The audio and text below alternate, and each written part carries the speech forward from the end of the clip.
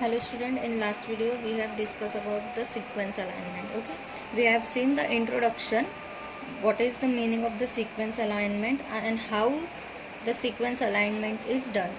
Okay, दो sequence को लेके कैसे align करते हैं ये हमने last video में देखे थे.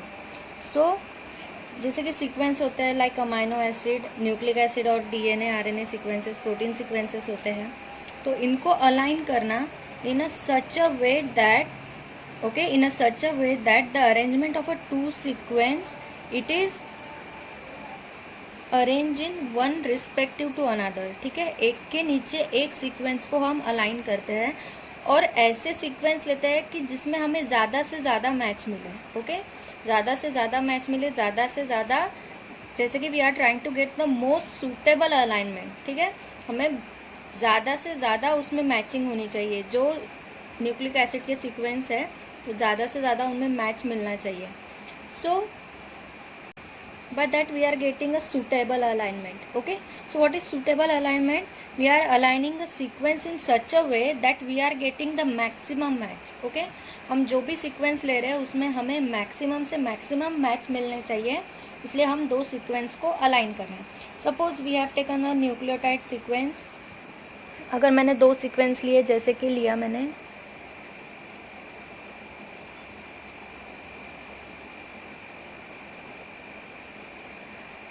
सपोज ये एक सीक्वेंस मैंने लिया. Okay, this is the sequence 1 and this one is the sequence 2. अब मैं इसमें कोशिश करूँगी कि मुझे ज़्यादा से ज़्यादा इसमें मैचेस मिले. ओके, सो 3 पॉसिबिलिटीज़ है. Okay, so 3 possibilities. Which are the 3 possibilities? एक तो हमें मैच मिलेंगे. ठीक है, इसमें हमें मैच मिल सकते हैं या फिर हमें मिस मैच मिल सकते हैं, which are not matching. And third possibility, मैंने पिछले वीडियो में भी बताया था कि उनमें हो सकता है डिलीशन भी हो सकता है, इंसर्शन भी हो सकता है. ओके, जैसे कि ये सीक्वेंस बताया था तो यहाँ पे ये गैप दिख रही है. Okay, this one is the gap. So यहाँ पे कुछ डिलीट हो रहा है. ओके, यहाँ पे कुछ इंसर्ट नहीं हुआ है, एक गैप है. सो इसमें भी आप देख सकते हैं यहाँ पे this one is the gap. So third possibilities is a gap. Okay, so 3 possibilities कौन से हैं? जैसे कि ये T से T ये मैच हो रहा है, so this one is the match. C से C मैच हो रहा है तो this one is also match.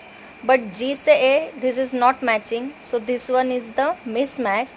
और यहाँ पे कुछ भी नहीं है, so this one is the gap.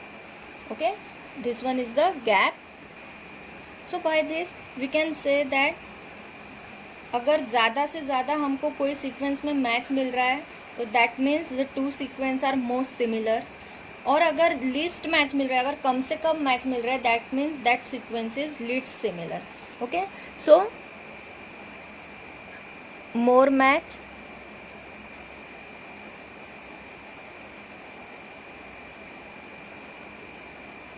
Most similar and the less match, that will be the least similar. Okay, जैसे कि सपोज हमने वर्टिब्रेट्स, ठीक है, वर्टिब्रेट्स में हमने एक स्पीसीज का लिया. ठीक है, 2 स्पीसीज थे, दोनों स्पीसीज वर्टिब्रेट की थे. हमने दोनों में से दोनों का प्रोटीन सीक्वेंस लिया.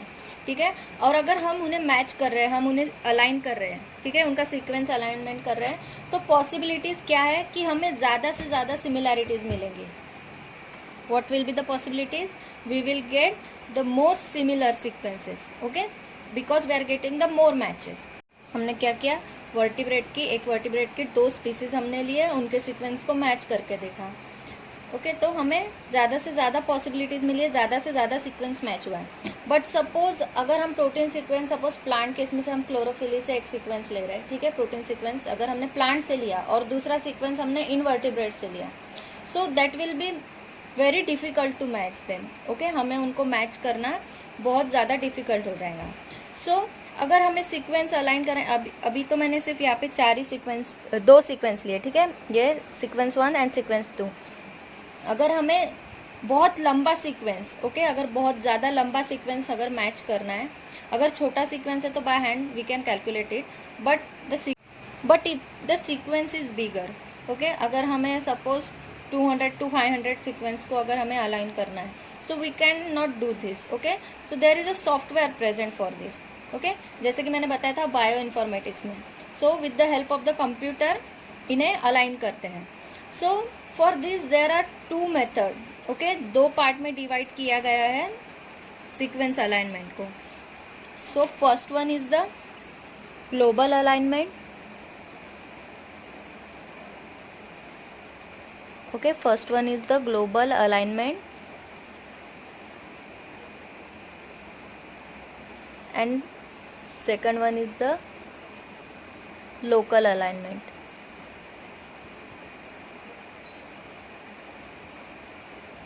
So there are 2 method of doing this sequence alignment, okay.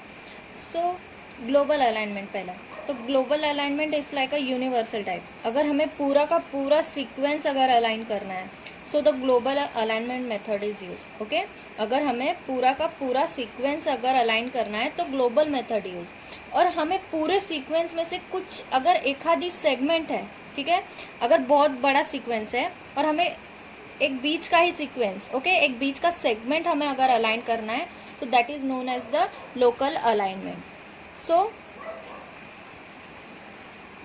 So in this alignment,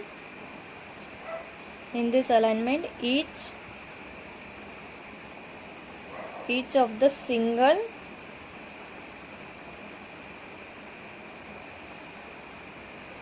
sequence is aligned.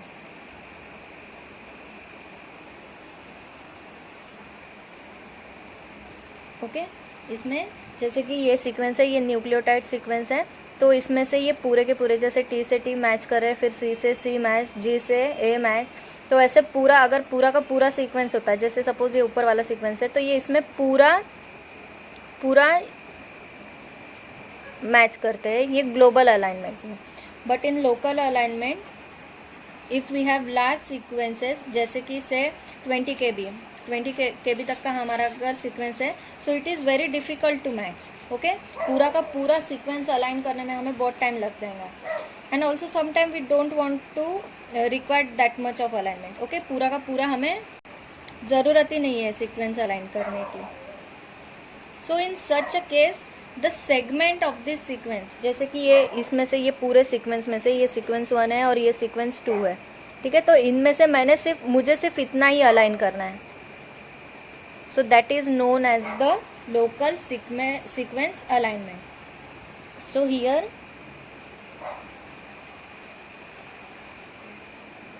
only the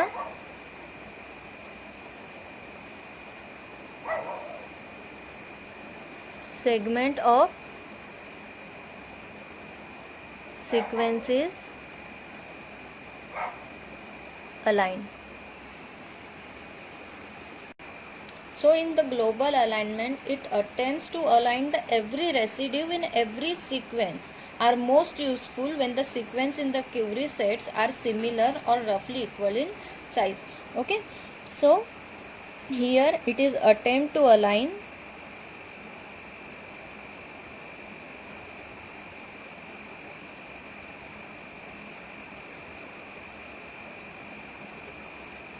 every residue, okay, every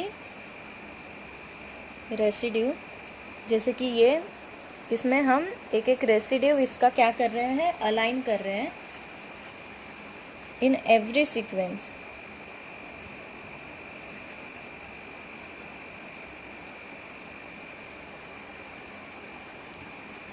and the technique which is used for the global alignment, that is known as the Needleman.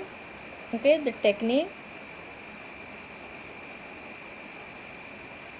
technique which is used is Needleman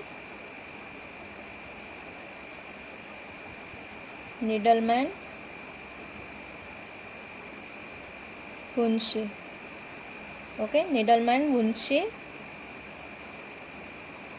algorithm. And here in local alignment it is useful for the dissimilarity sequence. Okay, जो sequence एक दूसरे से match नहीं कर रहे हैं, उनमें बहुत ज़्यादा अगर डिसिमिलैरिटीज़ है, so that are suspected to contain the region of the similarities और the similar sequence within the large sequence content. Okay, उसमें से हम कुछ ऐसा सेगमेंट देख के हम अलाइन करते हैं जिसमें से कि हमको मैच मिल सके। सो it is more useful for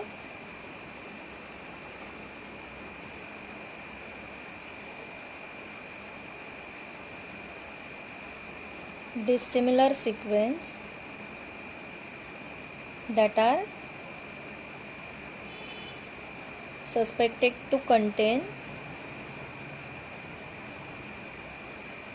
regions of the similarities or the similar sequence within the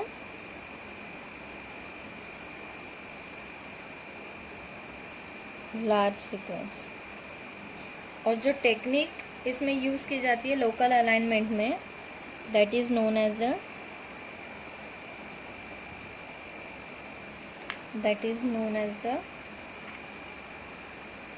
Smith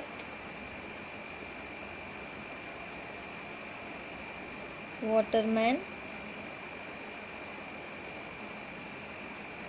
algorithm.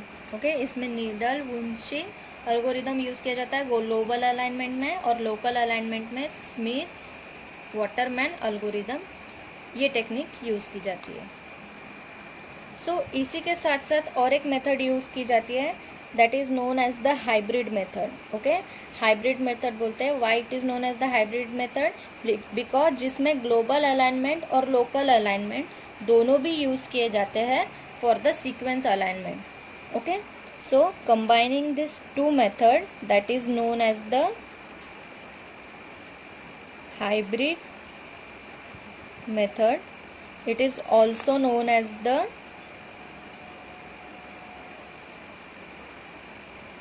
semi-global method or glocal method.